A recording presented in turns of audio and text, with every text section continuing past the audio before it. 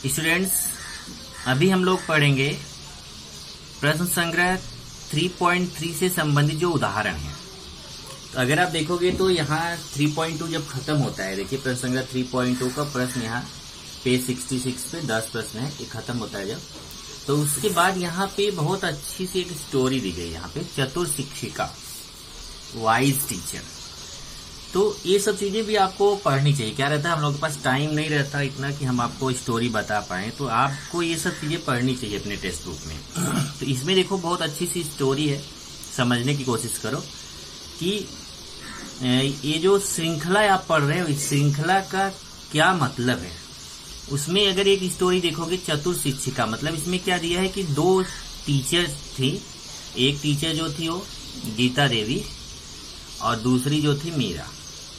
तो इनको जो है बच्चों को यशवंतराव जी और गीता देवी घुड़सवारी सिखाने के लिए क्रमशः तारा और मीरा नाम की शिक्षिका चाहिए। एक शिक्षिका तारा है, दूसरी मीरा, ऐसा दो टीचर को इन्होंने बुलाया घुड़सवारी सिखाने के लिए। किसको? गीता देवी को। तो वहां पे उन्होंने बोला कि आप बताइए कि एक साल में कितना वेतन मिलना चाहिए आपको। तो दोनों से पूछा कि आप बताइए, तारा से पूछा आप कितना वेतन चाहिए और मीरा से पूछा आपको कितना चाहिए। तो तारा बोली आप मुझे हर महीने जो है 100 मोहरें दीजिए। जैसे मुझे पहले महीने 100 मोहर दीजिए, तो उसके अगले महीने में 100 और बढ़ा के दीजिए। मतलब हर महीने में मुझे, पहले महीने में मुझे कितना दीजिए, 100 मोहर, और फिर हर महीने आप 100 मोहर बढ़ाते जाइए। ये किसने मांगा? तारा ने। और जब मीरा से पूछा तो मीरा ने बोला कि हमें पहले महीने में 10 मोहर दीजिए और उसके बाद हर महीने हमारे मोहर को दुगुना करते जाइए। पहले महीने, अब इसने पहले महीने में, तारा ने कितना मांगा था? 100, और मीरा ने पहले महीने में कितना मांगा? 10। फिर ये बोल रही है कि हर महीने मेरा 100 बढ़ाते जाना है। तो इसका मतलब ये पहले महीने में तारा को 100 मिलेगा, तो दूसरे महीने में जाके 100 और बढ़ जाएगा, 200 हो जाएगा, तीसरे महीने में 300 हो जाएगा, ऐसा 100 के हिसाब से बढ़ेगा। और तारा जो है उसका पहले महीने में वो केवल 10 ले रही है, अगले महीने में डबल हो जाएगा, दुगुना हो जाएगा तो 20 हो जाएगा, फिर अगले महीने में 40 हो जाएगा। तो एक बार शुरुआत में देखने से ऐसा लगता है कि तारा जो है वो ज्यादा चालाकी की, क्योंकि उसने डायरेक्ट 100 मोहर मांगी और 100 मोहर हर समय 100 मोहर की बढ़ोतरी भी कर रही है। और मीरा को लगता है कि ये तो बेवकूफी की, क्योंकि इसने तो 10 ही मांगे और उसके बाद बोल रही है हर महीने केवल मेरा दुगुना करो। तो जब उससे पूछा गया वहां पे, महाराज ने इसको स्वीकार कर लिया।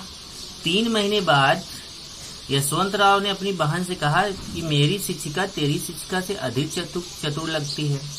उसने अधिक वेतन मांगा, मतलब उसने बोला कि ये ज्यादा चतुर लग रही है टीचर, क्योंकि इसने तो जो है ज्यादा वेतन मांगा, इसने कम मांगा।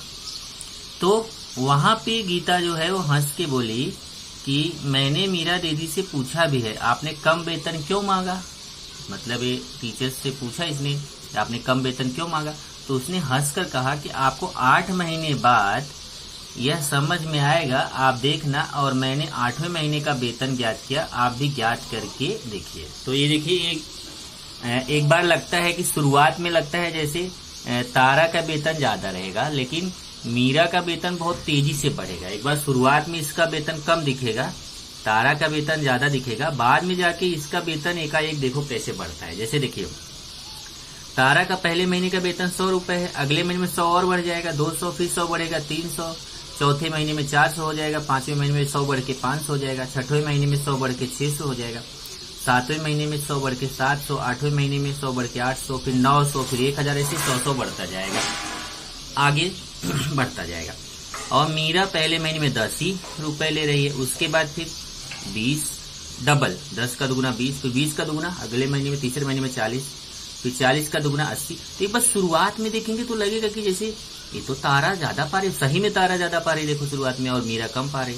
लेकिन आगे चल के देखो, अब ये 80 का दुगुना 5वें महीने में 160 हो गया, 160 का दुगुना 6वें महीने में 320 हो गया, फिर 320 का महीना 7वें महीने में 640 हो गया, फिर 640 का दुगुना 8वें महीने में 1280। अब देखिए, यहाँ 7वें महीने तक तो तारा आगे चल रही थी, अब यहाँ से 7वें महीने के बाद अब एकाएक मीरा का वेतन बढ़ रहा है। देखिए 160 का दुगुना 320, 320 का दुगुना 640, 640 का दुगुना 1280 और फिर 1280 का दुगुना कितना हुआ 2560। अब देखिए ये अभी 900 ही पहुंची 9 महीने में, और ये 9 महीने में 2560। अब अगर एक महीना और चले जाओ, यहाँ देखो 10वें महीने में ये 900 से 1000 पहुंचेगी। 900 में 100 जोड़ के 1000, लेकिन ये 2560 का दुगुना करो, 2560 का दुगुना करोगे तो 5120 आएगा। अब बताइए ये अभी 1000 पहुंची, ये 5120 पहुंच गई। तो ये है दिमाग। इसको मतलब यहाँ लगा कि जैसे ये ज्यादा मांग रही है, यहाँ इसको लगा कम मांग रही है, लेकिन दिमाग इसने ऐसा लगाया कि बाद में इसका जो है फटाफट बढ़ता जा रहा है, जबकि दुगुना ही किया जा रहा है। उसके नियम से ही चल रहे हैं और इनके नियम से चल रहे हैं तो इनका स्लोली बढ़ रहा है। इस तरीके से ये 2 तरीके की श्रृंखलाएं हैं। इसमें जिसमें देखो 100 रुपए बढ़ रहा है, इसको बोलते हैं अंक गणितीय श्रृंखला, जो कि हम 10वीं में पढ़ रहे हैं, अंक गणितीय श्रृंखला। और ये जो दूसरा डबल हो रहा है, दुगुना हो रहा है, इसको बोला जाता है भूमितीय श्रृंखला। ये आपके सिलेबस में नहीं है, ये आप जब 11वीं में जाओगे तब पढ़ोगे भूमितीय श्रृंखला। तो यहाँ ये चीजें देखो समझाई गई है कि तारा का वेतन अंगगणितीय श्रृंखला में बढ़ रहा है और जो मीरा का वेतन है वो भूमितीय श्रृंखला में बढ़ रहा है। तो भूमितीय श्रृंखला जो होता है वह आप आगे चल के 11वीं में पढ़ोगे। एक स्टोरी यहाँ पे बहुत अच्छी सी है, आप पढ़ोगे तो बहुत अच्छा लगेगा आपको। एक बार फिर से पढ़ना इसको। एक दूसरी स्टोरी यहाँ पे है बहुत बढ़िया, 300 साल पहले की, फटाफट शीघ्र योग। ये देखिए ये Frederick Gauss, Johann Frederick Carl Gauss, ये इनका नाम है, जोहान फ्रेडरिक कार्ल गाउस। ये देखिए मैथमेटिशियन है, 30 अप्रैल 1777 से 13 फरवरी 1855 ये इनका जन्म है, मृत्यु है। तो ये इनके बारे, ये जर्मनी के थे। इनके लिए एक, और देखिए इनका जन्म कहाँ हुआ था, एक अशिक्षित परिवार में हुआ था, लेकिन इनकी बुद्धि बहुत तेज थी। और इनकी बुद्धि तेज कैसी थी, इसके लिए यहाँ पे बहुत अच्छी सी स्टोरी दी गई है। देखिए स्टोरी आप पढ़ेंगे तो यहाँ पे एक स्टोरी दी गई है, पेज नंबर 68 पे टेक्स्ट बुक में। इसका शॉर्ट में मैं स्टोरी बता देता हूँ कि इनके टीचर ने जो है, टीचर को कुछ काम था क्लास में, तो उन्होंने बच्चों को बोला कि कैसे टाइम पास कराऊं बच्चों को।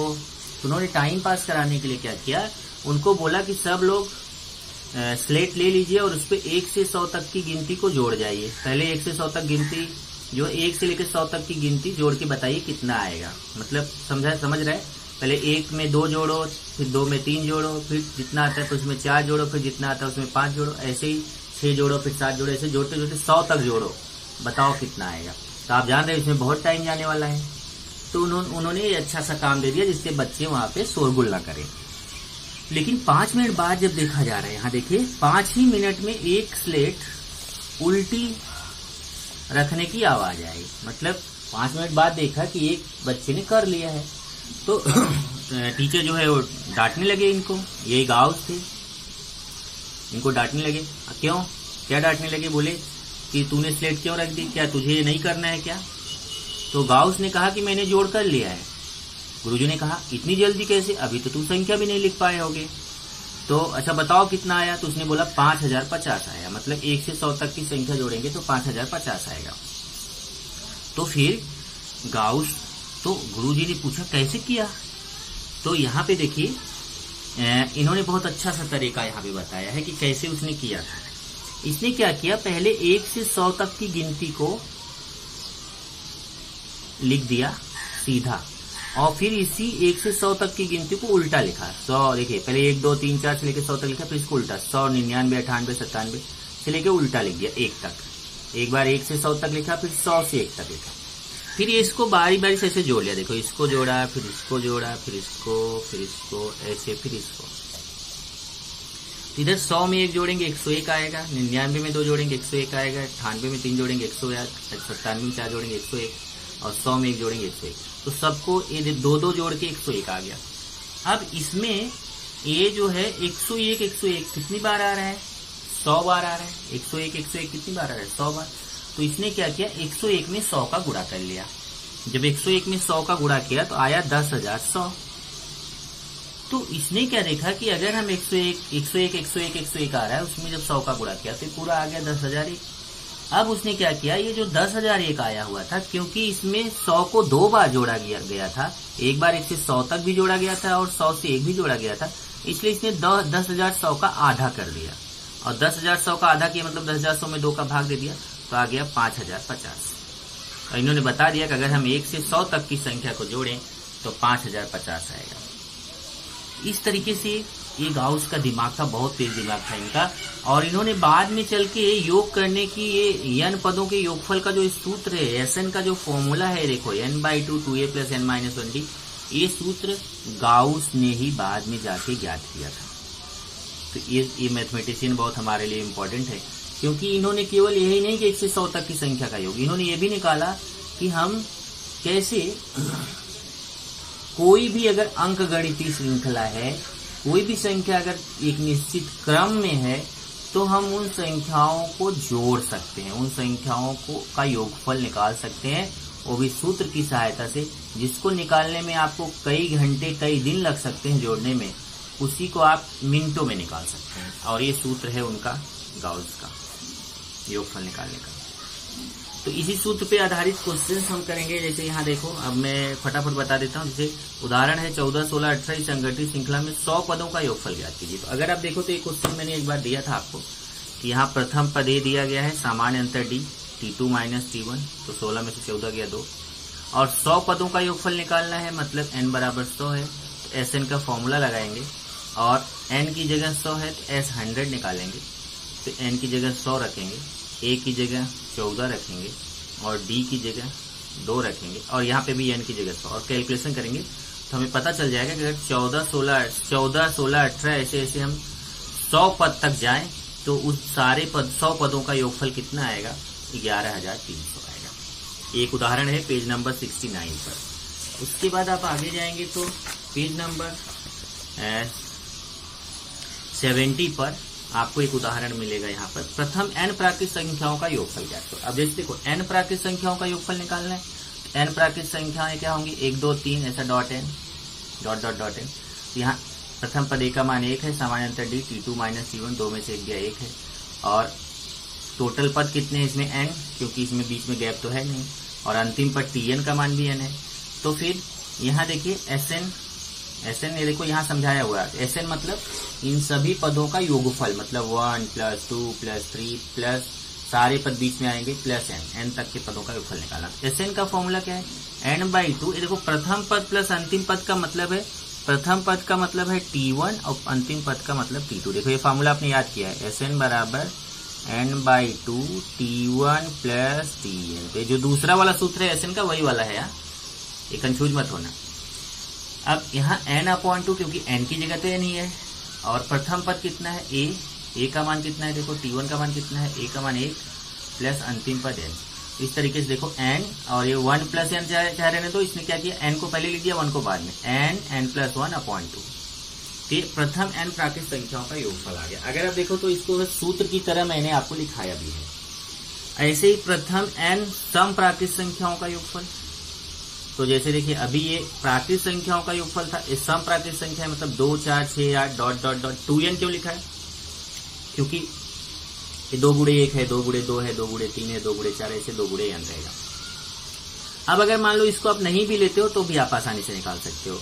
ये देखिए आपका प्रथम पद a का मान, a या T1 का मान 2 है, और सामान्य अंतर d का मान T2 - T1 वो भी 2 है, तो फिर आप निकाल सकते हैं। अब देखो ये अगर आपको ये विधि 1 से निकालना है, n/2 T1 + T1 वाले फॉर्मूले से, तब आपको अंतिम पद 2n लेना पड़ेगा। और अगर आप विधि सेकंड से निकालते हैं तो फिर वहां पे आपका ये विधि सेकंड है, इसको मत कीजिएगा। ये भी है एक तरीका कि ये देखो 2 कॉमन ले लिया, जब 2 कॉमन ले लिया तो 2 का भाग इसमें सब में दे दिया।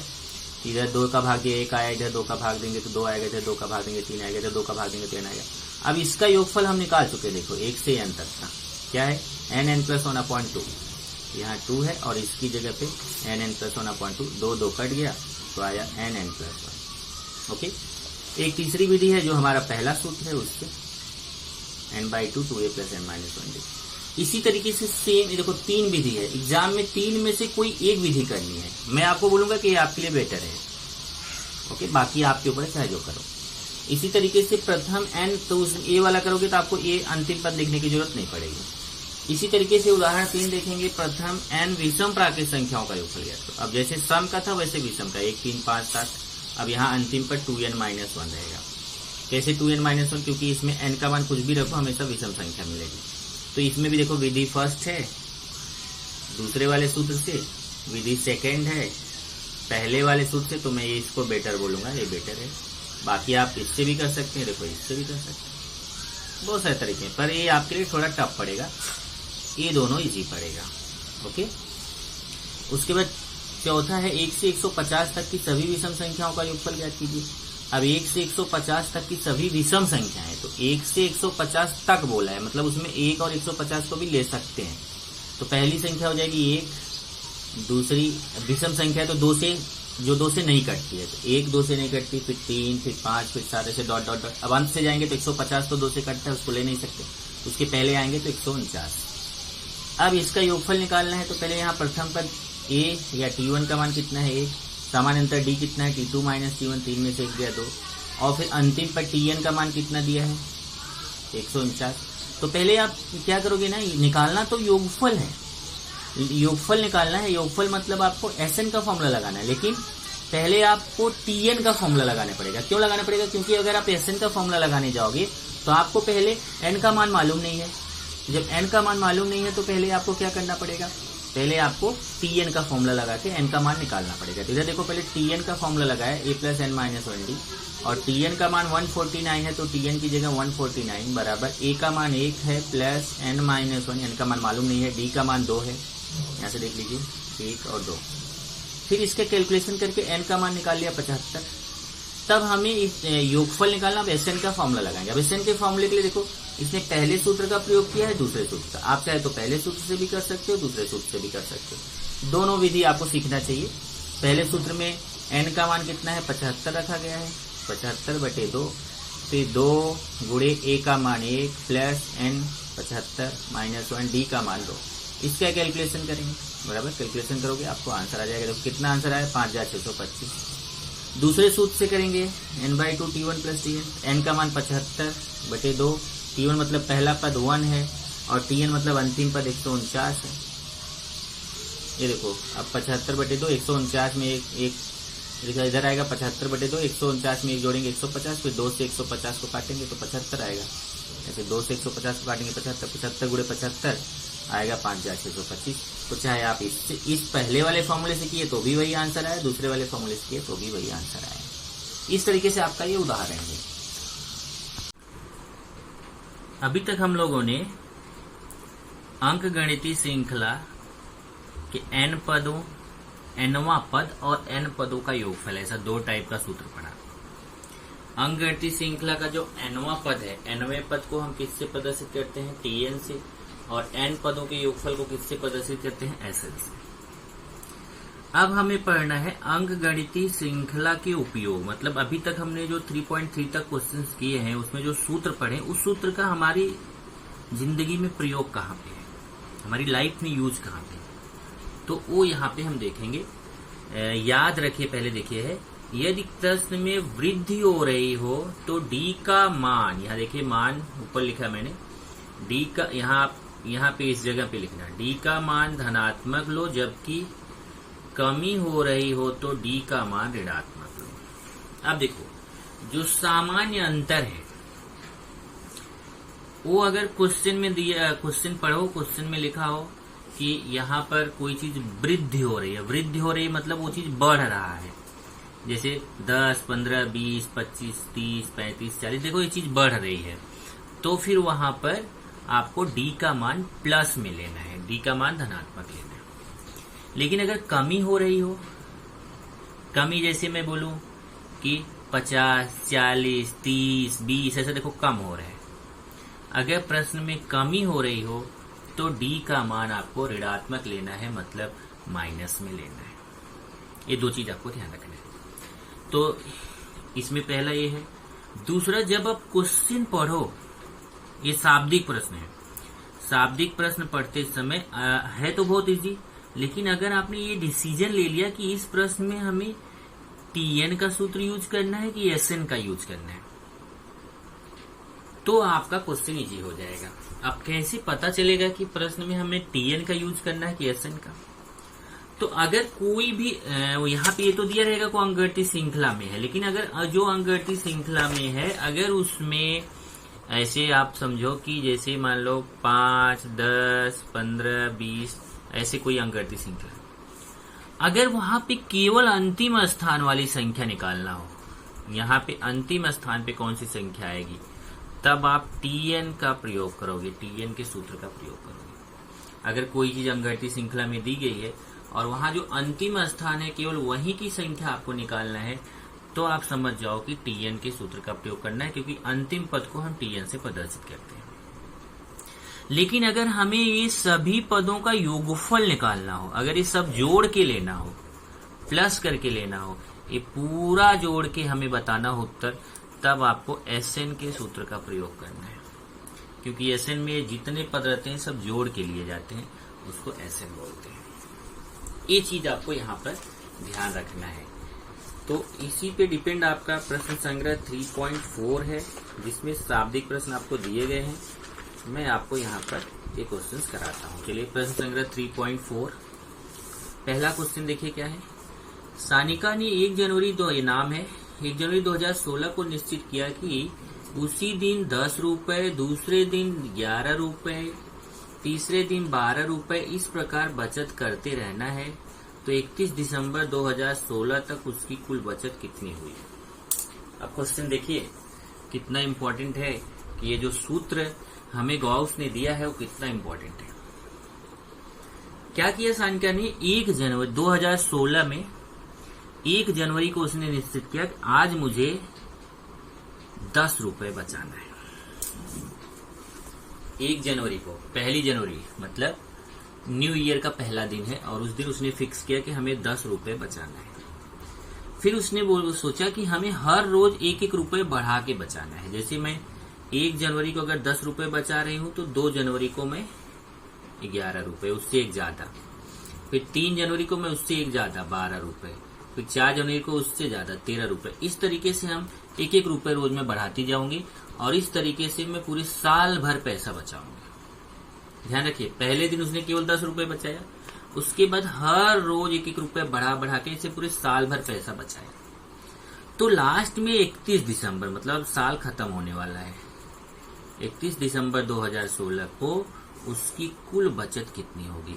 अब साल भर बाद जब 31 दिसंबर को पैसा पूरा बचा लेगी, तो उसके पास कुल कितने पैसे होंगे। अब सोचो, पूरे साल भर का पैसा एक एक दिन करके जोड़ना बहुत मुश्किल सा काम है, लेकिन सूत्र से देखो आप कितनी आसानी से निकालोगे कि सानिका द्वारा पहले दिन बचत कितना है 10 रुपए। पहले दिन कितना रुपए 10 रुपए बचाती है, तो उसको हम प्रथम पद बोलेंगे T1 या A।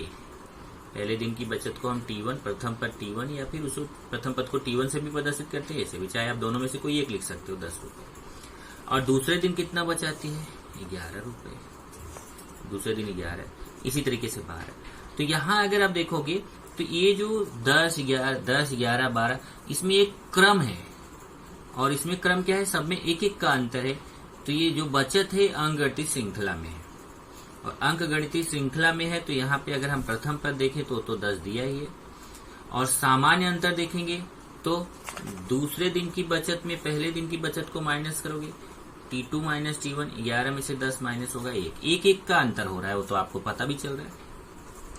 अब हम देखेंगे कि 1 जनवरी को उसने शुरू किया था बचाना और 31 दिसंबर तक रोज बचाई है, तो पूरे साल भर में दिन कितने होंगे। तो आप में से ज्यादातर लोग जानते हैं, पर कुछ लोग नहीं जानते हैं, तो जरा आप इसको ध्यान से समझ लो कि वर्ष जो होते हैं वो 2 टाइप के होते हैं। एक वर्ष होता है जिसको हम बोलते हैं सामान्य वर्ष, और एक वर्ष होता है जिसको हम बोलते हैं लीप वर्ष। ध्यान देना, एक होता है सामान्य वर्ष, दूसरा होता है लीप वर्ष। सामान्य वर्ष, लीप वर्ष।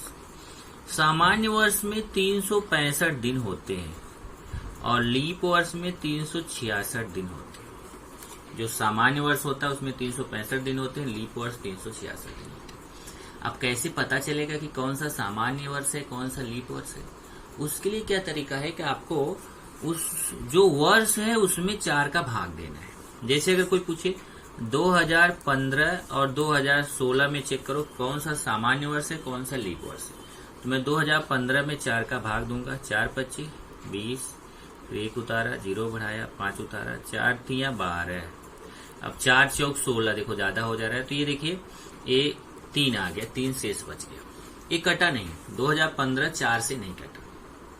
अब आप बोलो 4 से ही क्यों काटते हैं? क्योंकि हर 4 साल बाद लीप वर्ष आता है, हर 4 साल के बाद लीप वर्ष आता है, इसलिए लीप वर्ष पता करना है तो उस वर्ष में 4 का भाग दो। तो 2015 नहीं कटा तो ये लीप वर्ष नहीं है, 2015 सामान्य वर्ष है।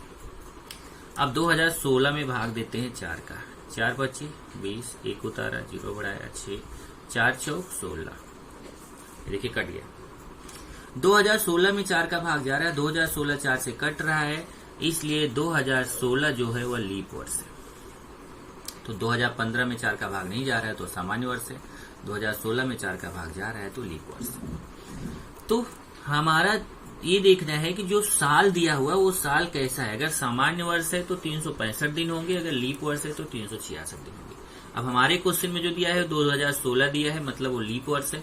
इसका मतलब उस साल पूरे साल भर में कितने दिन थे? 366 दिन से, 366 डेज थे टोटल, 366 दिन। ये देखिए 1 जनवरी 2016 से 31 दिसंबर 2016 तक कुल दिन कितने होंगे? 366 दिन। क्यों? क्योंकि 2016 यह लीप वर्ष है। तो 366 दिन में उसने कुल कितना बचत किया? तब इसमें देखो जोड़ के लेना, मतलब पहले दिन 10 रुपए प्लस दूसरे दिन 11 रुपए, फिर प्लस तीसरे दिन 12 रुपए, फिर 13 रुपए, वो सारा जोड़ के पूरे साल भर में कितना बचत किया, कुल बचत निकालना है। तो हमें SN का फॉर्मूला लगाना है, S और पूरे दिन कितने हैं, N का मान कितना है 366। यहाँ पे N का मान कितना है 366, कुल दिन आप चाहे तो यहाँ पे N लिख सकते हैं, N बराबर 366।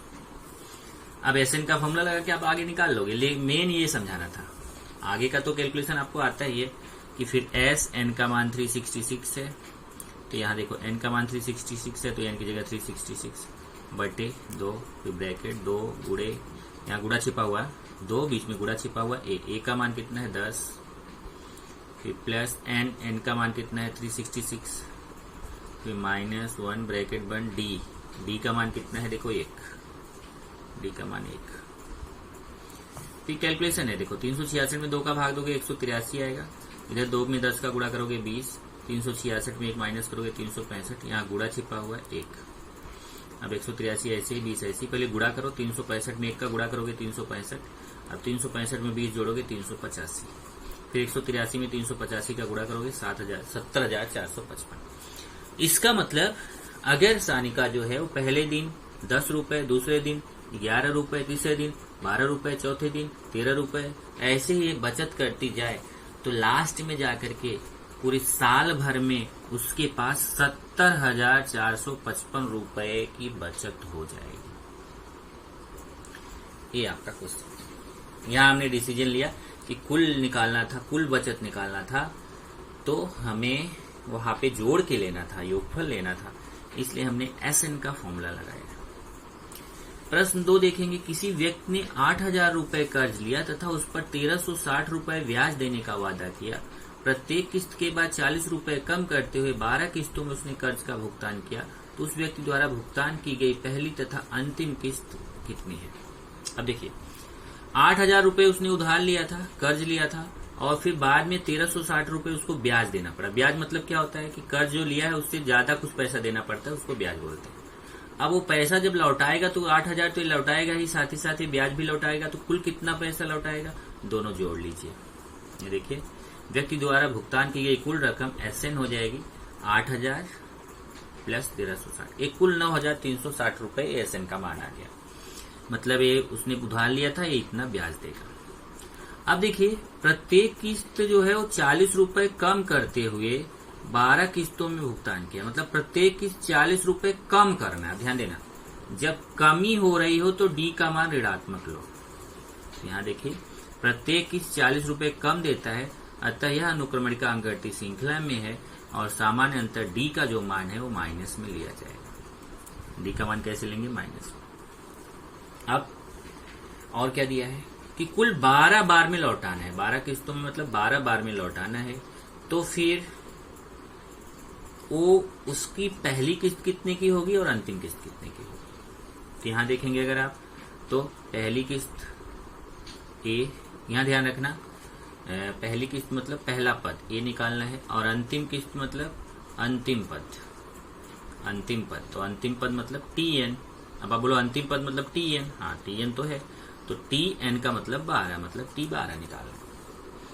तो पहले हम कौन सा सूत्र लगाएंगे? जो एस एन का मान दिया है इसी का सूत्र लगाएंगे तो हमें ए का मान मिलेगा, प्रथम पद मिलेगा। और जब हम टी एन का सूत्र लगाएंगे तो हमें टी 12 का मान मिलेगा। ये देखो वही किया है यहाँ पे, पहले उसने एस एन का सूत्र लगाया हुआ है यहाँ पे, एस एन बराबर N by 2 2a plus N minus 1d। S 12 है क्योंकि एन का मान 12 दिया गया है, तो एन की जगह 12/2, ए का मान मालूम नहीं क्योंकि वो निकालना है, प्लस एन का मान 12 है, एन की जगह 12 माइनस 1, बी का मान 40 है। फिर एस 12 का मान दिया है देखो 9360। यहां से फिर से चेक कीजिए, मैंने ए का मान कितना रखा, ए का मान मालूम नहीं था, डी का मान कितना रखा 40, एन का मान 12 है और एस एन का मान कितना है 9360। तो मैं यहाँ एस एन की जगह रखूंगा, एस एन की जगह 9360 और फिर इधर 12 में 2 का भाग 6, ये ऐसे ही रहेगा। इधर 12 में 1 गए 11 गुणे 40। अब ये 6 का गुणा है इधर आके भाग में चला आएगा, यहाँ 2a और ये प्लस और माइनस का गुणा माइनस, 11 में 40 का गुणा 440। फिर ये माइनस इधर आके प्लस हो जाएगा, पहले तो ये भाग दे दिया 1560 आ जाएगा, फिर ये माइनस इधर आके प्लस हो जाएगा, जोड़ेंगे तो 2000 आएगा, तो 2a का मान 2000 हो जाएगा। फिर 2 का गुणा उधर जाके भाग करेंगे, ए का मान 1000 आ गया, तो पहली किस्त 1000 आ गई। तब आप टी एन का सूत्र लगाइए और टी 12 निकालिए, क्योंकि एन का मान 12 है और ए का मान देखो 1000 आ चुका है, तो ए की जगह 1000 प्लस एन का मान 12 माइनस 1, डी का मान 40। फिर यहाँ पे वही कैलकुलेशन करेंगे 1000, ये प्लस 12 में से गया 11 गुणे 40, फिर ये प्लस और माइनस का गुणा माइनस, 11 का 40 में गुणा 440, घटाएंगे तो 560। तो ये अंतिम किस्त आ गई टी एन का मान। तो ये पहली किस्त 1000 हो गई और अंतिम किस्त कितनी हो गई 560 हो गई। ये उत्तर हो गई। प्रश्न 3 देखेंगे, सचिन द्वारा राष्ट्रीय बचत प्रमाण पत्र में पहले वर्ष 5000 रूपये, दूसरे वर्ष 7000 रूपये, तीसरे वर्ष 9000 रूपये बचत करता है। मतलब उसकी बचत पहले वर्ष 5000 है, दूसरे 7000 है, तीसरे वर्ष 9000 है। तो बोला कि बताइए अगर ऐसी तरीके से बचत करेगा तो 12 साल में कितना बचत करेगा। तो ये आप आसानी से कर सकते हैं। पहला पद ए का मान 5000 दिया है, सामान्य अंतर डी का मान T2 माइनस T1, 7000 में 5000 निकालेंगे तो 2000 है और हमें 12 वर्षों की कुल बचत मतलब S12 निकालना है। 12 वर्ष का कुल निवेश, कुल कितना पैसा उसने लगाया, मतलब पहले 5000 फिर 7000 फिर 9000, तो कुल कितना लगाया, तो टोटल करना है, योग करना है, S12। SN का फॉर्मूला लगा के आप S12 निकाल सकते हैं। यहाँ देखेंगे तो SN का फॉर्मूला लगाया गया, S12 का मान निकाला गया। इस तरीके से हमने 3 प्रश्न कर लिया। इसका 3 प्रश्न और बचा है जो मैं अगले लेक्चर में आपको कराऊंगा।